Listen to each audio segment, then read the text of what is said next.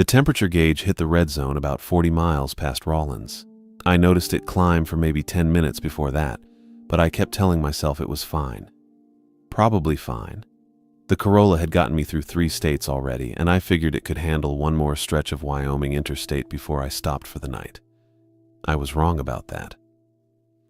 When steam started curling out from under the hood, I eased onto the shoulder and watched my phone signal drop from 2 bars to 1. Then it just sat there. 1 bar. I tried pulling up a map anyway, but the loading wheel spun and gave me nothing. I hadn't slept more than 4 hours the night before, maybe 5 the night before that. The whole month had been applications and rejections, and sitting in my apartment refreshing my email like that would change anything. When the layoffs hit, they gutted the whole department. Not just me, all of us. But somehow that didn't make the job search any easier. So I'd packed what fit in the trunk and pointed the car east. Figured I'd crash with my brother in Pennsylvania for a while. Regroup, whatever that meant. The highway stretched flat and empty in both directions. Late afternoon light, no other cars. I popped the hood and let the engine cool while I checked my phone again. Still 1 bar. I opened the browser and typed "mechanic near me" and waited. It took maybe 2 minutes to load. When it finally did, I got a single result. Sinclair Station, fuel and mechanical services, Medicine Bow, Wyoming. 6 miles ahead. I'd heard of Medicine Bow. Couldn't remember why. Maybe from a podcast or something. Didn't matter. I screenshotted the directions in case the signal dropped completely, then sat in the car for another 20 minutes until the steam stopped and the gauge needle fell back to halfway. The Corolla started fine. I kept it under 50 and watched the temperature the whole way. The Sinclair sign appeared first. Big green dinosaur logo on a tall pole, the kind you can see from a mile off. Then the exit. Then a 2-lane road that curved through dry grass and scattered fence posts before the buildings started.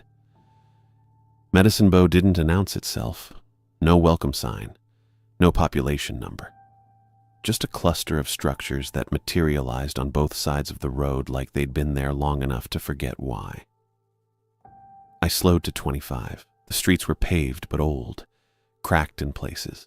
A post office, a diner with a gravel lot. A couple of houses set back from the road with metal roofs and bare yards. Everything looked functional, maintained enough. But the whole place felt still in a way that bugged me a little. No people. Not on the sidewalks, not in the parked trucks, not a soul around. I passed a building that might have been a town hall, then a cafe with a wooden sign that just said, "Open." The lights were on inside, but I didn't see anyone through the windows. The Sinclair station sat at the far end of town. Single story, white walls, 2 pumps out front and a garage bay on the side with the door rolled halfway up. I pulled into the lot and parked near the entrance. When I killed the engine, the silence felt heavy. No wind, no birds, just the tick of the cooling motor and my own breathing. I sat there for a second. Then I got out. The air smelled like diesel and dust. I walked to the front door and it opened with the electronic chime that sounded too loud.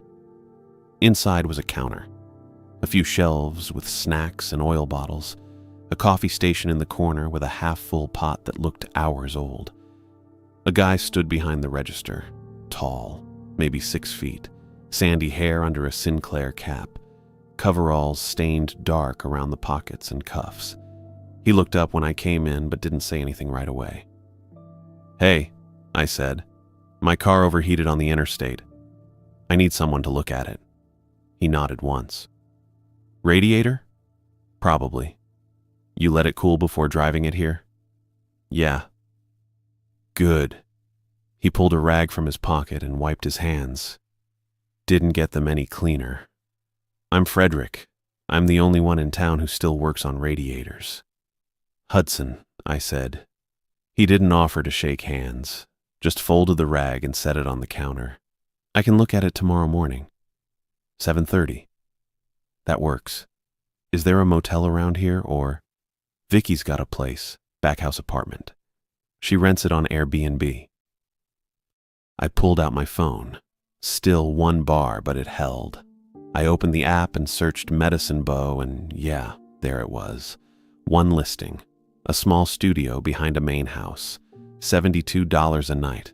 The photos looked clean, plain. A bed, a table, a bathroom. That was it. I booked 2 nights. Figured that'd give Frederick time to fix whatever was wrong and me time to get back on the road. Got it, I said. Frederick nodded. Vicky's place is 3 streets over. Take a left out of the lot, second right. Blue house with a gravel drive. Thanks. I started to turn toward the door, but he didn't move.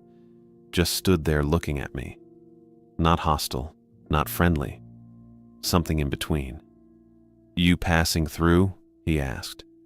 Yeah, headed east. Figured. He reached under the counter and pulled out a folded piece of paper. Slid it across to me like a receipt. Read this tonight. I picked it up. Plain white printer paper, folded in half. What is it? Rules, he said. Towns got specific ones. Newcomers create problems when they ignore local customs. I unfolded it. 5 lines, printed in a plain font, numbered 1 through 5. 1. Do not open your door after dark unless you called for help. 2. Do not answer knocking unless you know who it is. 3. If you hear your name outside, do not respond. 4. Keep your curtains closed at night. 5. If you break a rule, call town hall immediately. I read them twice. Then I looked up at Frederick. Is this a joke? No.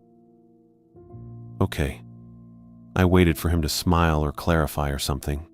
He didn't. Just stood there. What happens if I don't follow them? You'll find out. That's not really an answer. It's the one I've got. I folded the paper again. It felt absurd, like some kind of small-town hazing thing. But Frederick's face stayed flat and serious, and I didn't have the energy to push it. All right, I said. Thanks.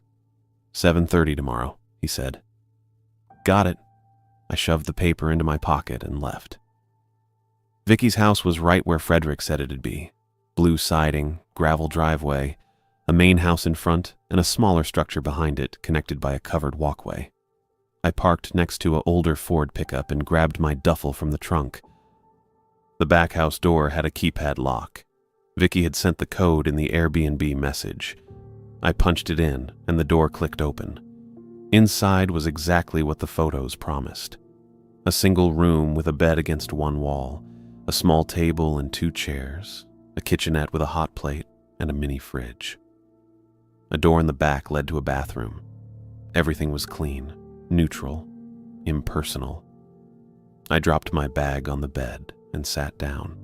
My phone buzzed. A message from Vicky. Welcome. Let me know if you need anything. Checkout is 11. I typed back a thanks and tossed the phone on the table. Then I just sat there for a minute. The room was quiet. No traffic sounds, no voices, just the hum of the fridge. I pulled the folded paper out of my pocket and read the rules again. They still didn't make sense. I mean, some of them were just basic stuff. Don't open your door for strangers. Fine. But if you hear your name outside, do not respond. That was weird. Specific, in a way that felt too deliberate. I set the paper on the table and rubbed my eyes. I was too tired to think about it. Probably just some local tradition. Maybe the town had a problem with solicitors or something, and this was their way of keeping people safe. Weird, but not impossible. I'd read it. I'd thanked Frederick. That was enough. I pulled out my laptop and checked my email. 3 new messages. 2 were automated rejections from applications I'd sent a week ago. The 3rd was spam. I closed the laptop. Tomorrow Frederick would fix the radiator. Then I'd drive east and leave Medicine Bow behind and forget the whole thing. That was the plan. I didn't take the rules seriously. That was my first mistake. I made ramen around 8 that night. The kitchenette had a hot plate with 2 settings, low and high, and a dented pot in the cabinet below the sink. I filled the pot with tap water and set it on high. The coil turned orange after a minute or so. While the water heated, I pulled out my phone and searched radiator leak fix. The signal was still 1 bar, barely holding on, but after a few seconds, a video loaded. Some guy in a garage with decent lighting and a Chevy on a lift. He wore gloves and explained the difference between a cracked radiator and a blown hose. I leaned against the counter and watched.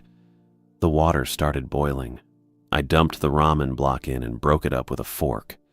The guy in the video said you could use stop leak products as a temporary patch, but they'd gum up the system eventually. Better to replace the part. I already knew that, probably. I just wanted to hear someone say the radiator wasn't completely dead.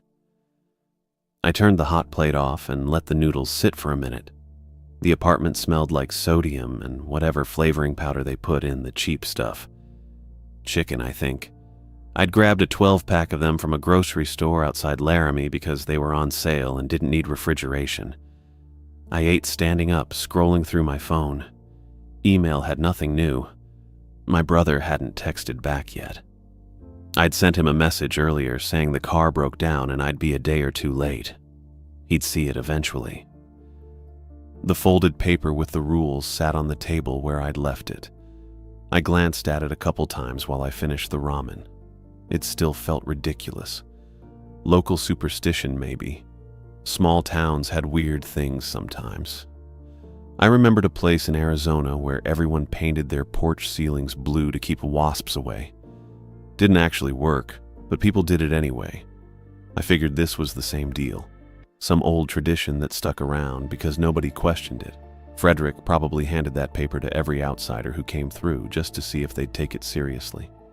I rinsed the pot in the sink and left it on the counter to dry. The video had moved on to autoplay, some other car repair thing I wasn't paying attention to. I locked my phone and set it down. It was a little past 9. Still early, but I was tired.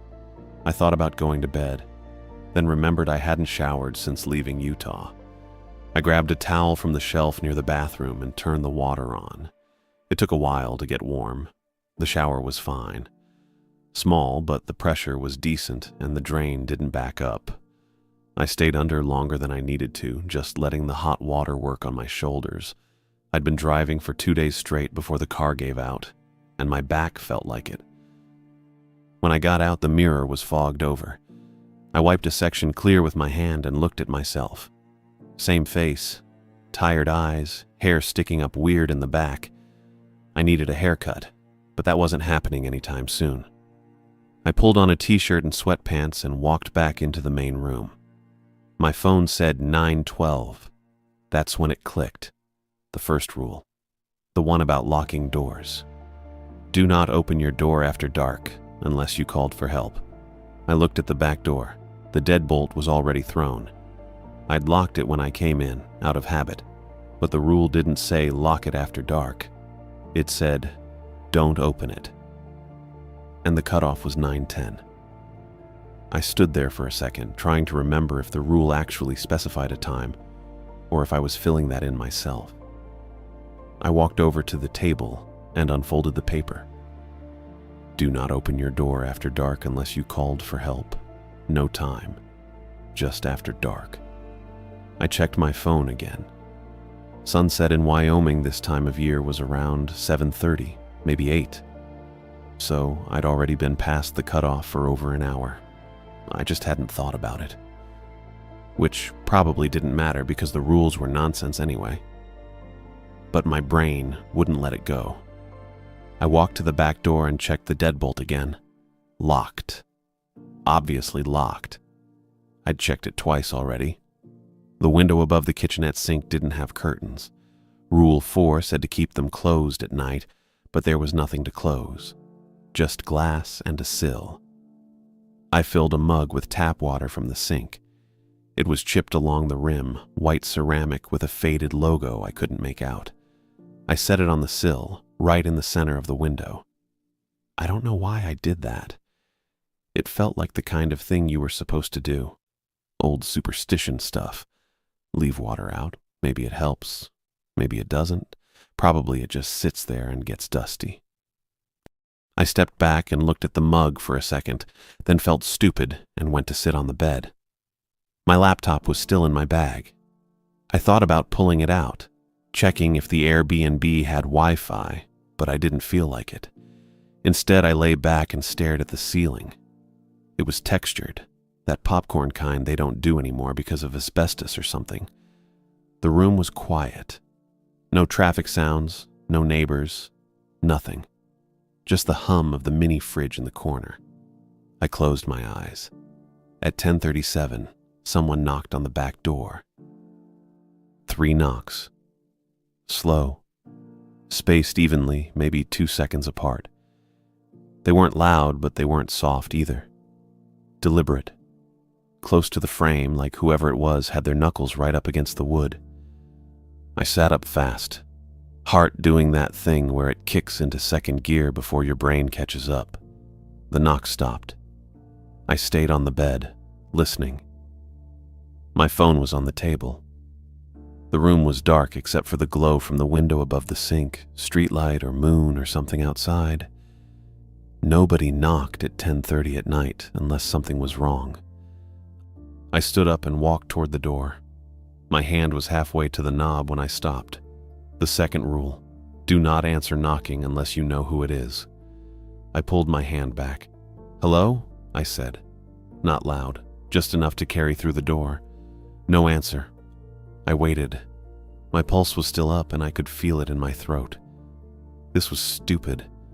It was probably Vicky. Maybe she needed something. Or Frederick. Or someone else from town with an actual reason to be here. But nobody answered. I stepped closer to the door, trying to look through the peephole.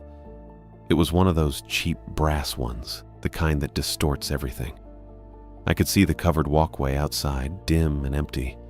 No shapes, no movement. I stepped back. The knocking came again. 3 more. Same rhythm, same spacing, but not in the same spot. Higher up, maybe, or further to the left. I couldn't tell exactly, but it was different. Like whoever was out there had moved along the doorframe and tried again. I didn't move toward the door this time. My phone was still on the table. I grabbed it and unlocked the screen. 1 bar. I opened the browser and typed Medicine Bowtown Hall phone number. The page took forever to load. The little spinning wheel just sat there, mocking me. Finally, a result came up. Town hall listing, address, hours, and a phone number. I dialed it. It rang 4 times, then clicked over to a recording. A woman's voice, flat and professional. "You've reached the Medicine Bowtown Hall. Our office hours are Monday through Friday, 9 a.m. to 4 p.m. If this is an emergency, please contact County Dispatch at..." I didn't write down the other number. I just stood there, holding the phone to my ear, listening to the recording loop back to the start. While it played, the knocking came again. Not 3 this time, just 2. Slow, lower on the door, near the bottom hinge maybe. Whoever was out there had moved again. I ended the call and set the phone down on the table. My hands were shaking a little. Not a lot, just enough to notice. I pulled the folded paper toward me and read through the rules again.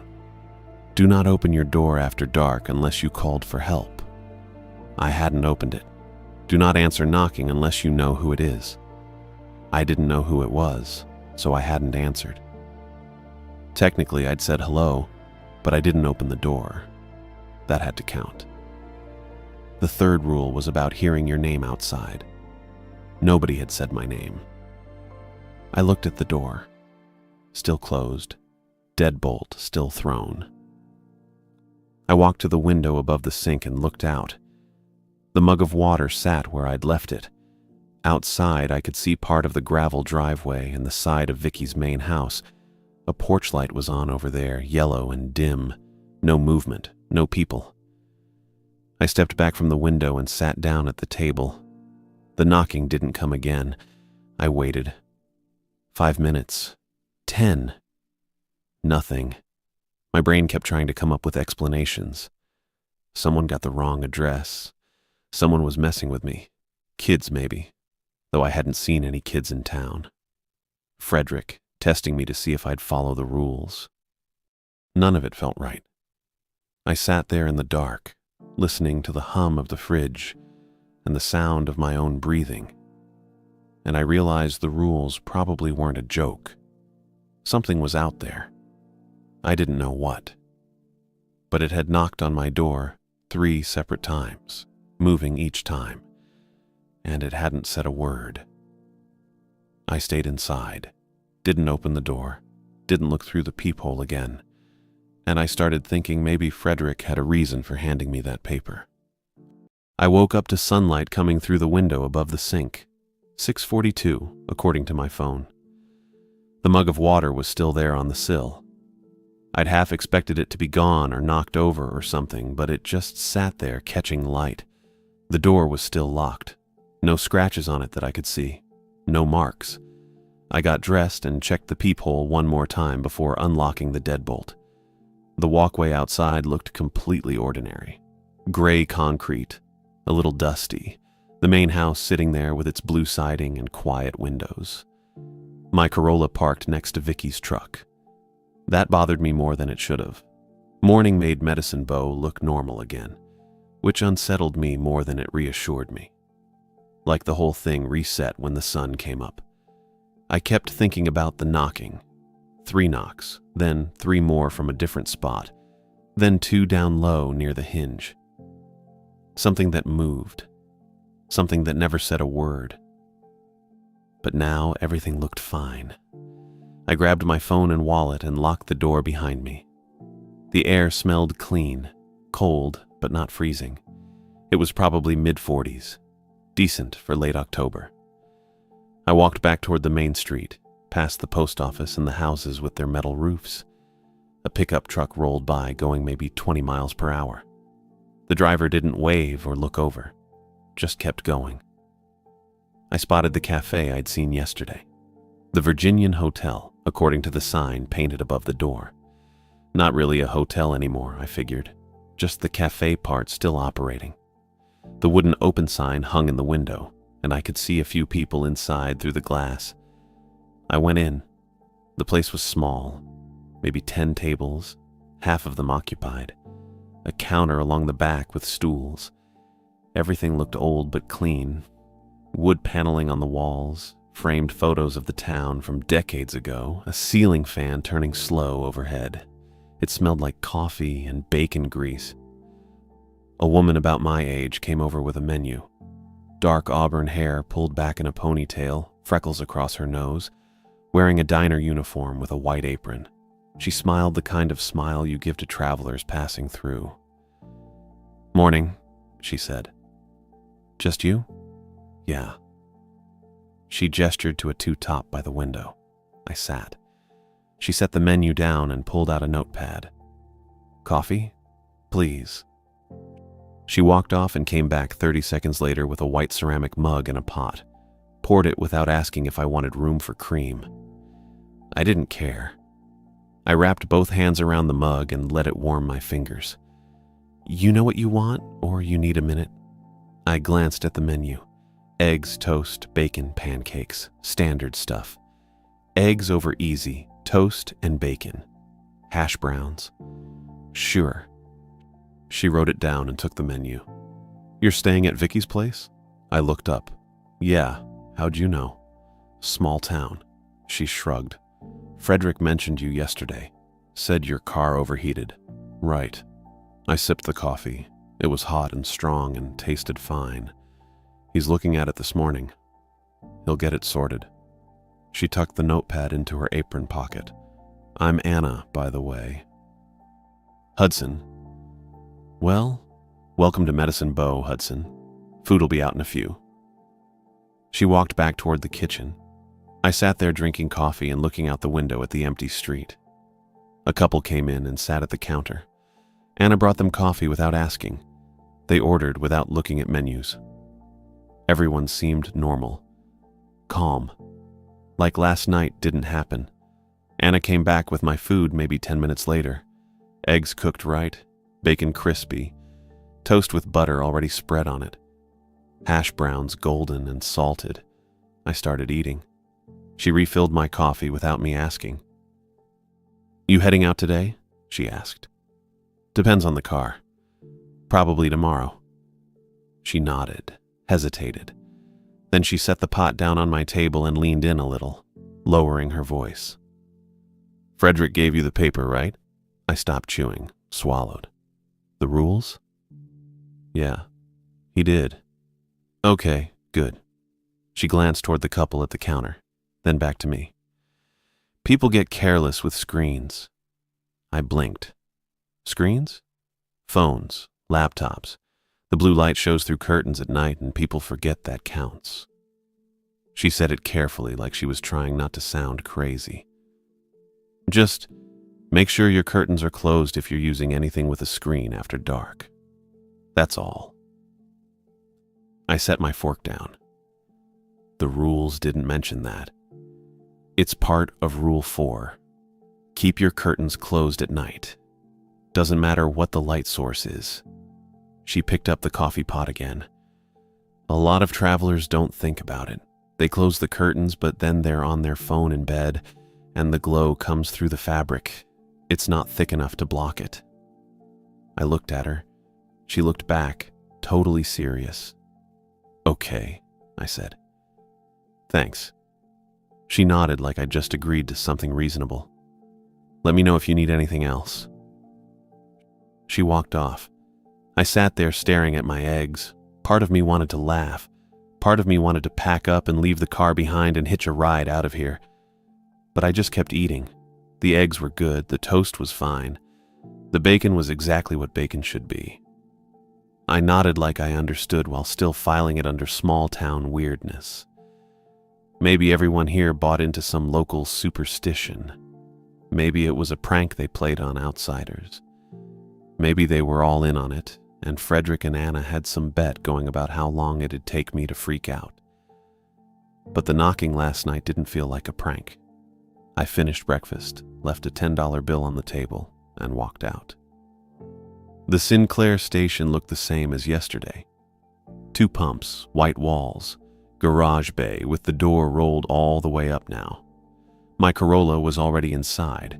Hood popped, Frederick standing next to it with a work light clipped to the frame. I walked into the bay. It smelled like motor oil and old concrete. Frederick glanced over. Morning, he said. Morning. He turned back to the engine. Radiator's fine. Hose cracked. I stepped closer. He pointed with a wrench at a black rubber hose running from the top of the radiator. There was a split maybe 2 inches long, dried coolant crusted around the edges. Upper radiator hose, he said. Clamps worn too. That's why it blew. Can you fix it? Already ordered the parts. Should be here in an hour. He set the wrench down on a rolling tray. $40 part, $20 for labor. I'll have it done by noon. That's it? That's it. I let out a breath I didn't know I was holding. Thanks. You get settled at Vicky's, okay? Yeah, place is fine. He nodded, picked up a rag and wiped his hands. I stood there for a second, trying to figure out how to bring it up. So, I said, the rules. Frederick didn't look up, just kept wiping his hands. Is that a real thing, or... It's real. Okay, but what does that mean? I tried to keep my tone light, like I was joking, like I wasn't actually asking. What happens if someone breaks them? They get a fine or something? Frederick tossed the rag onto the tray. He looked at me then, and his face didn't change. No humor, no irritation, just flat. You didn't open the door last night. It wasn't a question. I stared at him. How did you... Because you're still here. He turned back to the engine. And you're not acting like someone who saw something they shouldn't have.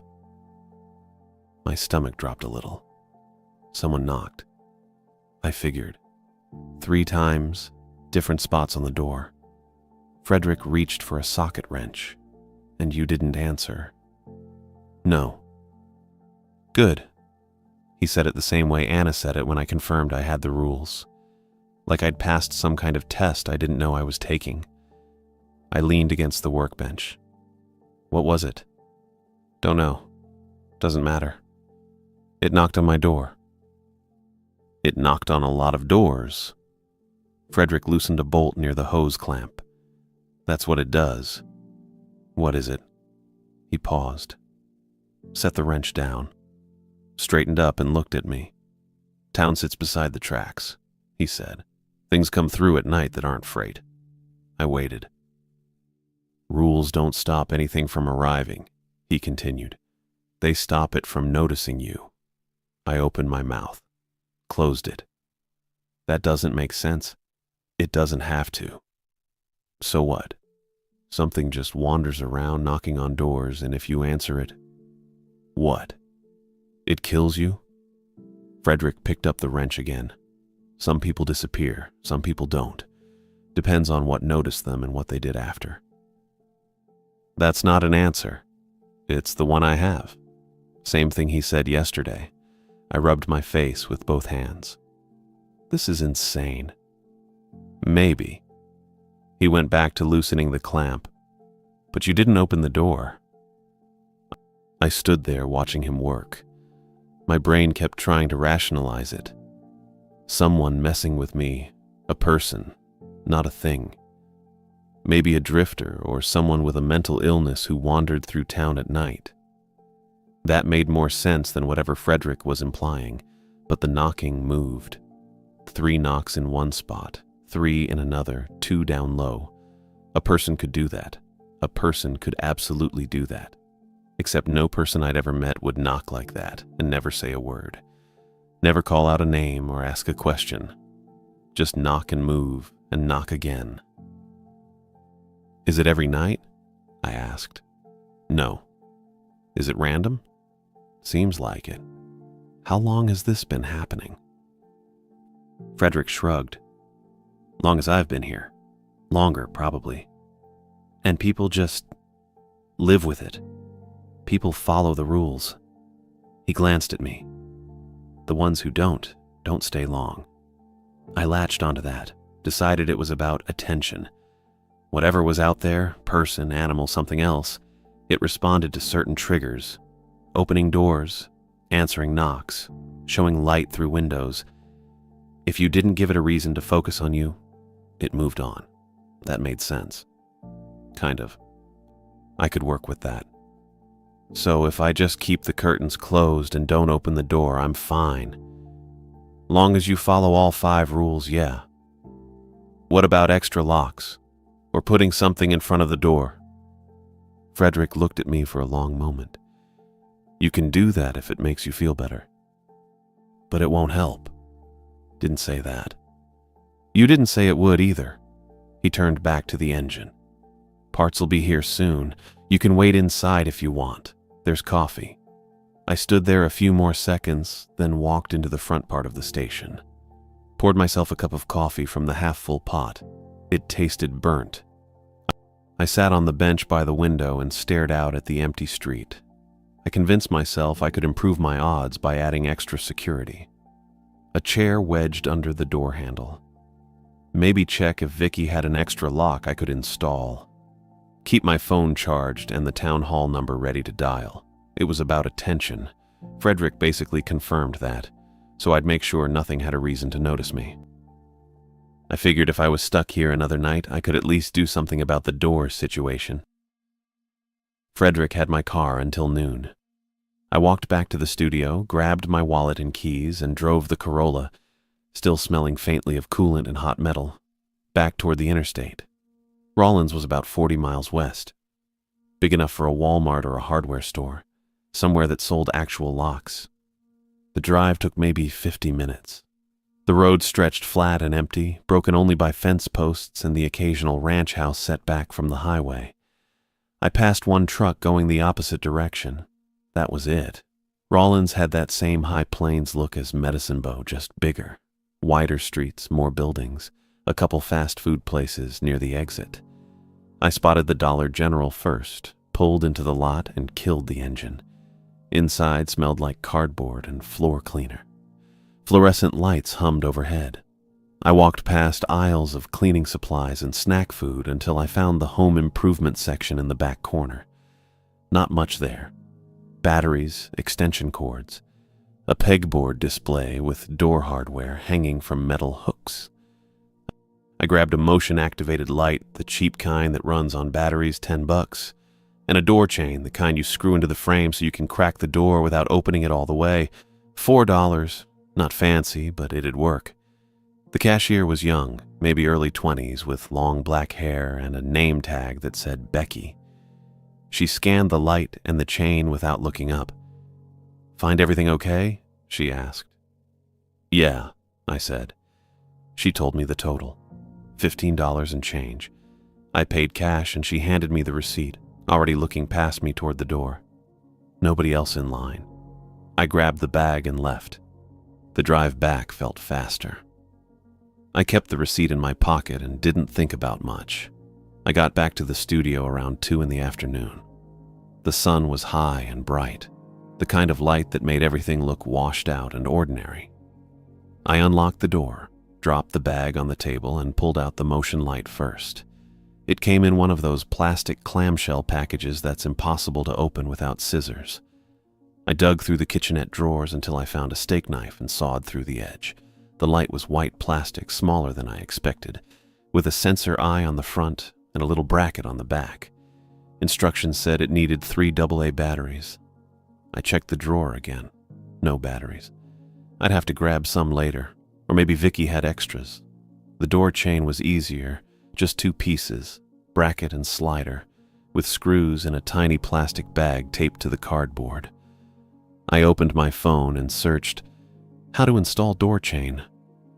The video that loaded showed a guy with a drill and a level doing it in under 3 minutes. I didn't have a drill. But the wood around the door frame looked soft, old. I grabbed the steak knife again and used the tip to start pilot holes where the screws needed to go.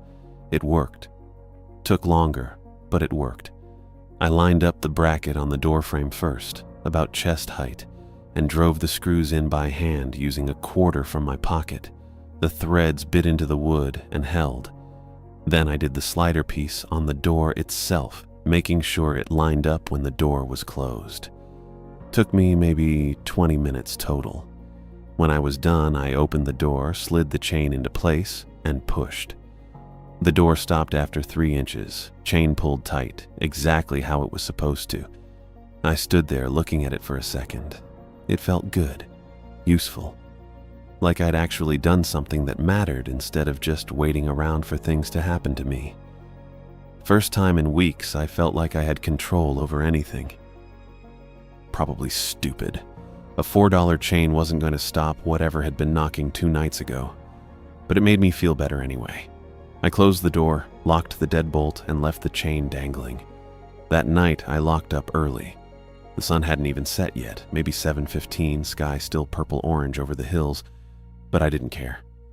I checked the deadbolt twice, fastened the chain, and walked over to the kitchenette. The chipped white mug was still in the cabinet where I'd left it that morning. I filled it with tap water and set it back on the windowsill, centered, same as before. Then I sat at the table and waited. Nothing happened. I mean, really nothing.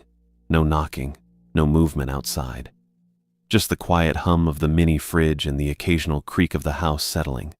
I checked my phone once. Still 1 bar, no new messages, then set it face down on the table so the screen wouldn't glow. By 9, I was exhausted. I hadn't slept well in days.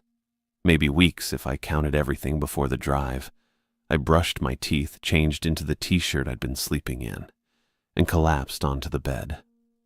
I thought I'd lie there staring at the ceiling again, wired and listening for every sound. But I didn't. I fell asleep fast. Hard. The kind of sleep where you don't even remember closing your eyes. And for hours, nothing woke me up. Until it did. I opened my eyes and the room was dark, completely dark. My brain felt slow and thick, still halfway in a dream I couldn't remember. I reached for my phone out of reflex, just muscle memory, the same thing I'd done every morning for years, and my thumb was maybe an inch from the screen when I remembered. Blue light. Anna had said it. Screens counted. I froze, thumb hovering, heart suddenly loud in my chest. across the room, my laptop. I'd left it half open on the table. Stupid, so stupid. Woke from sleep mode. The screen flared to life and cast pale blue light across the floor, up the wall, onto the ceiling. I didn't move, didn't breathe. The room looked wrong. Not different, just wrong. Like the corners didn't line up right, or the distances between things had stretched in ways that didn't make sense. The far wall seemed farther than it should have been. The door closer. I tried not to look directly at the glow, but I'd already seen it, already registered it. My eyes had adjusted and the blue light painted everything in flat, cold shapes. On the windowsill, the mug of water trembled, just a little. A faint vibration that made the surface ripple in tiny, concentric circles. Then it stopped. The laptop screen dimmed after a few seconds, power saving mode kicking in, and the room dropped back into darkness. I sat up slowly, pulse hammering in my ears, and stared at the window. The mug sat perfectly still now, no movement, no sound. Outside, the motion light clicked on. Harsh white light flooded the covered walkway, bleaching everything in sharp contrast. Concrete, wood beams, the edge of Vicky's truck, all of it suddenly visible and too bright. And I realized the light had done exactly what Frederick warned me about. It announced me. The motion light stayed on. I didn't move, just stared through the gap between the curtain edge and the window frame at the porch outside, at the covered walkway lit up harsh and white and way too bright. There was something standing there. Tall. Too tall, probably. Hard to tell exactly from my angle on the bed, but it looked wrong even at a glance. Too thin. The proportions didn't line up. Arms a little too long, shoulders a little too narrow, posture too straight, and still, it faced the door. Just standing there. Not moving at all. I couldn't see its face. I could see where the face should have been. The general area, the front of the head. But there wasn't anything there. Just a smooth, pale surface. No eyes, no mouth, no nose or features, or anything that made sense. My brain tried to fill in details anyway. Tried to make it into a mask or a trick of the light or someone wearing something over their head. But I'd already seen it. Already registered what I was looking at. It was just standing there, facing the door, waiting. I dropped. Straight off the bed onto the floor, knees hitting the old wood hard enough to hurt. I didn't think about it. Just moved. My phone was still on the nightstand and I didn't grab it. The rules were on the table and I couldn't remember which one applied. Don't open the door, don't answer knocking, don't respond to your name, keep curtains closed. If you break a rule, call town hall. I'd already broken one. The laptop, the screen, the blue light. My chest felt tight, heart hammering too fast. I pressed my back against the side of the bed frame and tried to remember if there was a rule about train horns. Frederick had mentioned it. Something about a false train horn. Don't go outside if you hear it. That was it. Don't go outside. I hadn't heard a train horn. The laptop screen was still glowing on the table. Pale blue light painting the ceiling and the wall and the edge of the kitchenette. I could see it from the floor. Could see the glow stretching across the room and hitting the window where the curtain didn't quite cover the frame. I squeezed my eyes shut, forced myself to breathe slower. In through the nose, out through the mouth. Count to 4. Do it again. The laptop made a faint electronic hum. Then the screen dimmed. Power saving mode kicking in after 30 seconds or a minute of inactivity. The room dropped back into darkness. I opened my eyes. Couldn't see much anymore. Just the faint outline of the table legs and the darker shape of the chair, and the slight glow from the microwave clock across the room showing 2:50-something in green digits. Outside, something tapped. Once, sharp and deliberate, wood on wood. It sounded close, maybe the porch railing, maybe the door frame. I couldn't tell from the floor. I held my breath. The motion light clicked off. The porch went dark. I stayed on the floor, didn't move, didn't make a sound. My knees hurt where I'd landed, and my back was pressed against the bed frame hard enough that the edge dug into my shoulder blade. I didn't adjust, just stayed there, frozen. Nothing else happened. No more tapping, no knocking, no sound of footsteps or movement or anything at all. I waited. The microwave clock changed to 2:58, then 2:59, then 3. I stayed on the floor. My legs started to cramp around 3:10. I shifted my weight just a little, moved my left knee half an inch to the side, and froze again. Listened. Nothing. The clock read 3:15. I thought about the rules again. Tried to remember the exact wording. Don't open your door after dark unless you called for help. I hadn't opened it. Don't answer knocking unless you know who it is. There hadn't been any knocking. If you hear your name outside, do not respond. I hadn't heard anything. Keep your curtains closed at night. I'd kept them closed, but the laptop screen had been visible. The glow. Anna had warned me about that. Screens count. Blue light penetrates fabric. I'd messed up. The clock read 3:21. I stood up slowly. My knees protested and my back ached from staying in one position too long. I kept my eyes on the window. The curtain hung flat and still. No light outside, no movement. I didn't go near it. Instead, I walked to the kitchenette, staying along the wall, and sat down at the table in the dark. The laptop was right there in front of me. I wanted to close it all the way, wanted to make sure the screen wouldn't wake up again, but I didn't touch it. Didn't want to risk the movement or the glow or anything that might draw attention. So I just sat there. The mug of water was still on the windowsill. I could see its outline against the faint, lighter shade of the curtain fabric. It wasn't shaking anymore, wasn't moving at all. I leaned back in the chair and stared at the ceiling.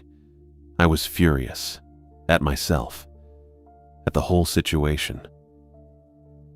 The laptop had been my fault. I should have closed it all the way before going to bed. Should have checked, should have been more careful. And the motion light.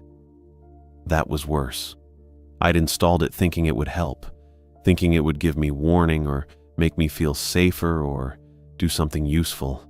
Instead, it had lit up the whole porch and made everything easier to see. Made me easier to see. Frederick had tried to warn me. Sort of. He'd said I could add extra locks if it made me feel better, but he hadn't said it would actually help. I'd missed that. Hadn't picked up on the tone. I rubbed my eyes. They felt dry and tired, and I wanted to sleep, but I wasn't going to. Not until morning. Not until the sun came up and the rules didn't apply anymore. The clock read 3:42. I sat there and waited. By 4:30, the sky started to lighten, just barely.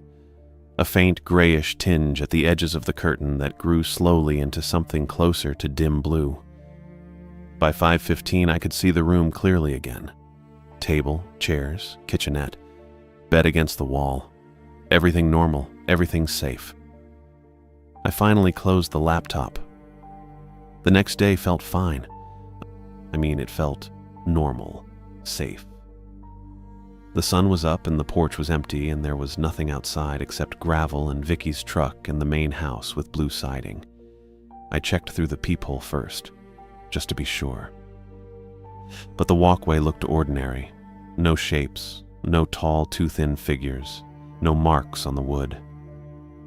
I unlocked the deadbolt, unfastened the chain, and opened the door. The motion light was still there on the wall where I'd stuck it, white plastic, useless. I thought about ripping it down, but didn't bother. Just walked past it toward my car. Frederick's station was open when I got there around 7:45. The Corolla was parked outside the garage bay with the hood down. Frederick was inside at the counter pouring coffee into a stained mug. "It's done," he said when I walked in. "Replaced the hose and the clamp. Topped off the coolant. Should run fine now." "Thanks," I said. He slid a handwritten invoice across the counter. 40 for parts, 20 for labor, just like he'd quoted. I pulled 3 20s from my wallet and handed them over. Frederick made change and dropped it into my palm without looking at me. "You heading out today?" Yeah, I said. Probably. He nodded, didn't ask anything else, didn't mention the rules or the knocking or anything that had happened last night. Just handed me the keys and went back to his coffee. I walked to the Corolla, got in, and turned the key. The engine started smooth. No overheating smell, no steam. I let it idle for a minute, watching the temperature gauge stay steady in the normal range. Everything was fine. I drove back to the studio, packed my duffel, and checked my phone. Still one bar. No new messages. My brother hadn't responded to my last text, but that was normal. He'd get back to me eventually. I figured I'd grab breakfast at the cafe, say thanks to Anna for the screen warning, and then hit the road. Be in Pennsylvania in 2 or 3 days, depending on how much I wanted to drive. Simple. The cafe was quiet when I walked in. Same wood paneling. Same framed photos on the walls. Same ceiling fan turning slowly overhead. Anna was behind the counter, wiping down the coffee station. She looked up when the door chimed and smiled. Morning. Same table? Yeah, I said. Thanks. She brought me coffee and I ordered eggs and toast again. She didn't mention the rules, didn't ask how I slept or if anything happened. Just took my order and walked back to the kitchen. Everything felt normal. I ate quickly, left cash on the table, and stood to go. That was when I realized I hadn't asked about the best route east. I'd been using my phone for directions before, but the signal here was garbage and I didn't trust it to load maps reliably once I got back on the highway. Anna was refilling someone else's coffee 2 tables over. I waited until she finished, then caught her eye. Hey, what's the fastest way back to the interstate from here? She tilted her head slightly. 80? Yeah. Same way you came in, she said. Just head west on the main road. You'll hit the on-ramp in about 6 miles. Got it. Thanks. I walked out to the Corolla, tossed my duffel in the back seat, and started the engine. The main road ran straight through town. I passed the post office, the houses with metal roofs, the town hall building, and the Sinclair station. Frederick was outside near the pumps, talking to someone in a pickup truck. He didn't wave. I kept driving. The road stretched ahead, flat and empty, running west through dry grass and fence posts toward the interstate. I drove for maybe 3 minutes, 4 tops. Then I saw the post office again. Same building, same faded paint, same metal roof. I slowed down, checked the road. I was still heading west, hadn't turned around, hadn't made any turns at all. But there it was, post office on my right, then the houses with metal roofs, then the cafe with the wooden open sign. I kept driving. The town hall building passed on my left. Then the Sinclair station. Frederick was still outside, still talking to the guy in the pickup truck. Same position, same posture. The road kept going straight ahead, through dry grass and fence posts. I drove for another 3 or 4 minutes. The post office appeared again. I pulled over, put the car in park, sat there staring at the same faded paint and metal roof I'd just passed twice. My hands were shaking a little. I gripped the wheel tighter. Okay. I'd gotten turned around somehow, missed a turn or taken a wrong street or something. Small towns were confusing. Streets didn't always make sense. I pulled out my phone. 1 bar. I opened maps and waited for it to load. The spinning wheel appeared, kept spinning. Nothing loaded. I tried again. Same result. I set the phone down and looked at the road ahead. It ran straight west. No curves. No intersections I could see. Just flat, empty pavement stretching toward the horizon. I put the car back in drive and kept going. Post office, houses, cafe, town hall, Sinclair station. Frederick was still outside, still hadn't moved. I made it past the station and watched the odometer, watched the road, counted the fence posts. 3 minutes later, the post office was back. I stopped the car in the middle of the street. No other traffic, no one around. My chest felt tight again. Same feeling as last night on the floor. Same panic trying to crawl up my throat. I forced myself to breathe, in through the nose, out through the mouth. There had to be an explanation. A turn I was missing. A fork in the road I wasn't seeing. Something. I got out of the car and looked around.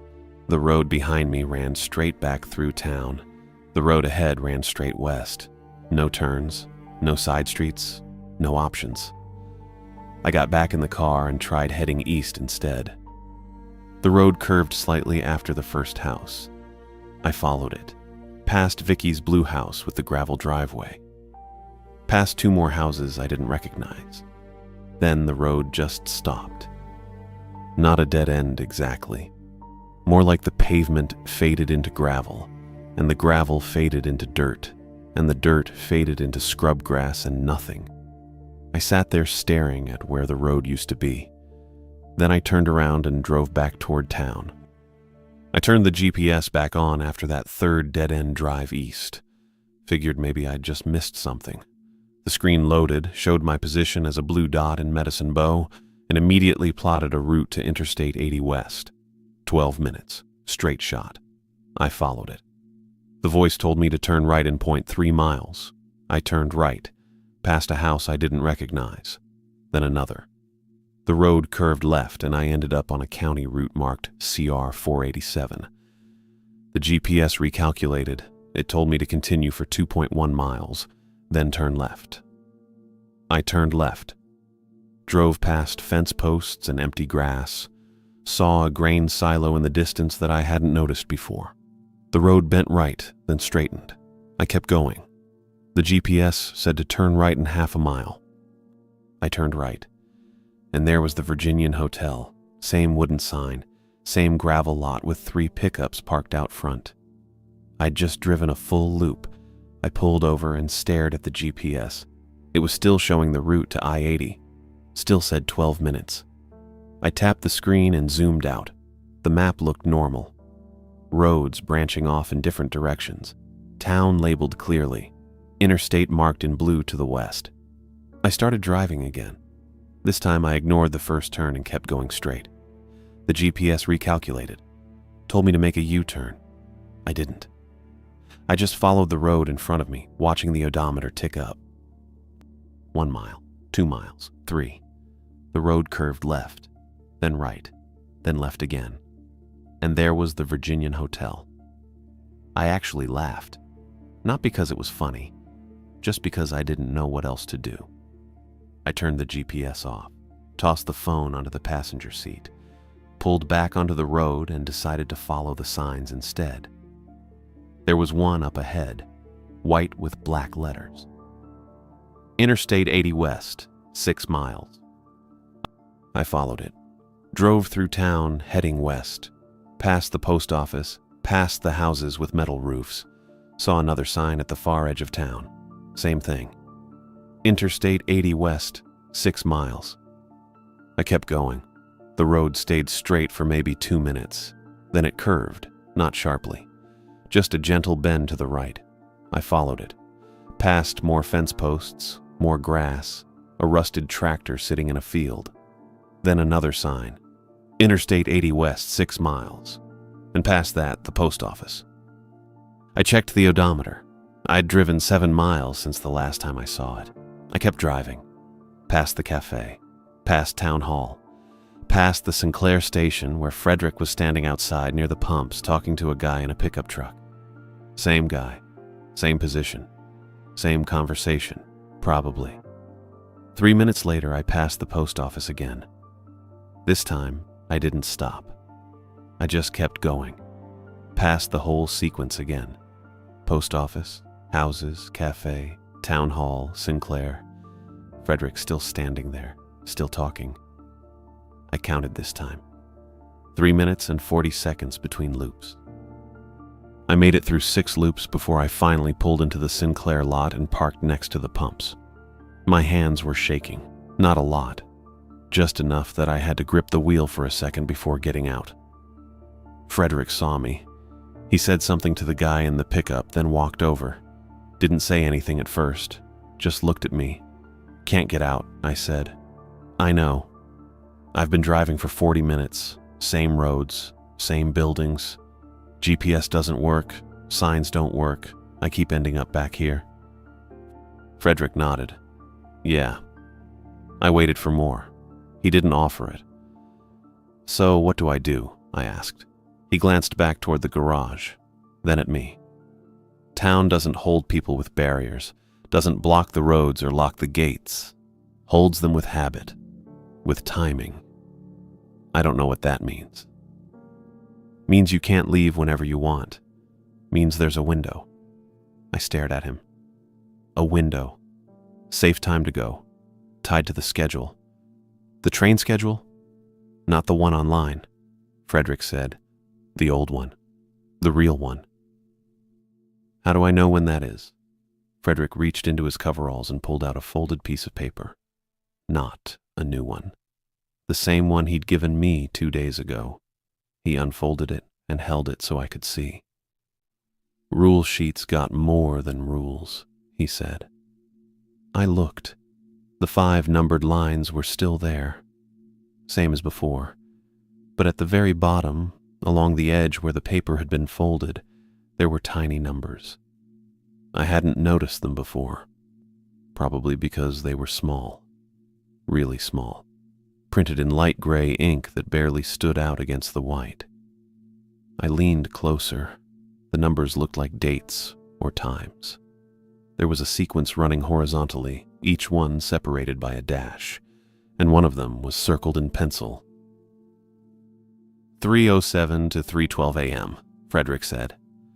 "Westbound freight, that's your window." "Tonight?" "Yeah."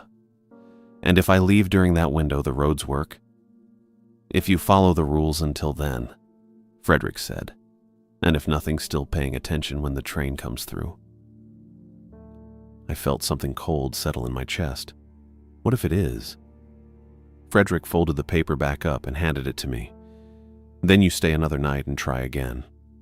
I drove back to Vicky's place, parked in the same spot, went inside and locked the door, sat at the table and unfolded the paper again. The numbers were there. Definitely. I hadn't imagined them. They were printed in a font so small I had to squint to read them, but they were there. A grid running along the bottom margin, columns that looked like days of the week, rows that looked like times. The circled entry said 03070312 with a note underneath in tiny print, WB Freight. Westbound freight, 3:07 in the morning, 5 minutes. I checked my phone. It was 11:30 a.m. That meant I had 15.5 hours until the window opened. I sat there for a while, maybe 10 minutes, maybe 20. Then I got up and started preparing. First thing I did was take down the motion light. I'd already removed it from the porch last night after realizing it had announced me, but I'd left it sitting on the kitchenette counter. I picked it up now, opened the back panel, and pulled out the batteries I'd bought at the Dollar General that afternoon. Then I walked outside, unscrewed the bracket from the door frame, and brought the whole thing back inside, dropped it in the trash can under the sink. Next, I checked the door. Deadbolt worked. Chain was fastened. I tested it twice to make sure. Then I went to the window. The mug of water was still there from this morning. I dumped it out, rinsed it, filled it again, and set it back on the sill, centered, same as before. I closed the curtains, checked that there were no gaps, no light coming through. Then I grabbed my laptop and phone, shut the laptop completely, not sleep mode, full shutdown, held the power button until the screen went black, and stayed black. I put it in my duffel bag and zipped the bag closed. The phone I turned face down on the table. Then I changed my mind and put it in the duffel too. I sat back down, checked the time on the microwave, 11:53 a.m., 15 hours to go. I didn't leave the apartment, didn't go to the cafe, didn't walk around town. I just stayed inside and waited. At some point, I ate. Ramen again, same dented pot, same hot plate. I didn't taste it. At 7 p.m., I checked the deadbolt. Still locked. I fastened the chain even though it was already fastened. At 8:15, the sun went down. I watched the light fade at the curtain edges until it was gone. At 9:10, I locked the door again. I know it was already locked. I just needed to check. I sat at the table in the dark. The only light was the microwave clock. Green numbers, 9:14, 9:15, 9:16. At some point, I moved to the bed, sat on the edge with my back against the wall. I didn't lie down, didn't close my eyes, just sat there, watching the room. The hours moved slowly. Microwave said 10:30, then 11, then 11:45. Midnight came and went. I kept watching. At 1:15 a.m., I heard the first train horn, distant, west of town. The same low sound I'd heard before. I didn't move. The horn sounded again, closer this time. But I didn't hear the rumble, didn't hear the tracks, didn't hear anything except the horn itself. I stayed on the bed, kept my breathing slow. The horn sounded a third time. Close, really close, like it was right outside the window. But the tracks were silent. I understood then. It wasn't a train. It was the same thing Frederick had warned me about. The imitation. The thing that sounded like a train to make you think it was safe to go outside. I lay flat on the bed, pressed my face into the pillow, held my breath. The horn didn't sound again. I waited. 1 minute, 2, 5. Nothing. At 3:04 a.m., I sat up, checked the microwave. 3 minutes until the window opened. At 3:06, the knocking started. 3 slow knocks on the back door. Same rhythm as before. Deliberate, evenly spaced. I didn't move. The knocks came again. Different spot, higher on the door. I slid off the bed onto the floor, crawled toward the kitchenette. My knee hit the table leg and I froze, but nothing outside reacted. There was a landline phone on the wall near the sink. I'd seen it when I first arrived, but figured it was dead. Probably disconnected. Most places didn't keep landlines anymore. I reached up and lifted the receiver. Dial tone. I pressed redial. Didn't know what number it would call. Didn't know if it would work. But Frederick had said to call town hall if I broke a rule, and maybe someone else had called before me. It rang once, twice. Then a voice answered. Calm, professional, female. Town hall, this is River. I didn't say anything, just held the receiver and listened. I'm here, River said. Stay on the line. The knocking stopped. I pressed the receiver against my ear, heard River breathing on the other end. Steady, unhurried. Something scraped the siding outside, long and slow, like nails or claws dragging across wood. River stayed quiet. So did I. Then at 3:08 a.m., the real train came through. I heard it before I felt it. A low rumble building from the west, growing louder. The windows started shaking. The floor vibrated. The whole apartment rattled as the freight roared past on the tracks I couldn't see. The scraping sound outside stopped. The train kept going, 30 seconds, 40, a full minute of noise and vibration. Then it faded. The rumble moved east. The shaking stopped. The line clicked, once, then went dead. I stayed on the floor holding the receiver until 3:13 a.m. Then I hung up and crawled back to the bed. Morning came eventually. I didn't sleep, just waited until the light came back. At 7:30, I packed my duffel, checked the room one last time. The mug was still on the sill. The door was still locked. Everything looked normal. I unlocked the deadbolt, unfastened the chain, opened the door. The porch was empty. The walkway was empty. My car was parked where I'd left it. I loaded the duffel into the trunk and got in. Turned the key. The engine started smooth. I pulled up the GPS. It loaded normally. Showed the route to I-80. 12 minutes. I drove to the Sinclair station first. Frederick was inside. I paid him the $60 I still owed for the radiator hose. He took the cash and put it in the register. "Road should work now," he said. "Yeah." He looked at me for a second. Then he said, "Don't come back." It wasn't a threat, just advice. "I won't," I said. I got back in the car and followed the GPS west. Past the post office, past the houses, past the cafe and town hall and the Sinclair station. The road stayed straight. I watched the odometer. 1 mile, 2 miles, 3. No loop, no post office, just road. At 6 miles, I saw the on-ramp, Interstate 80 West, same sign I'd been following yesterday. I took it, merged onto the interstate, drove east toward Pennsylvania. Medicine Bow disappeared behind me. I still don't use motion lights. Don't keep my phone next to the bed when I sleep. Don't treat rules like they're suggestions or folklore, because I know something noticed me that first night, and I know I barely made it out.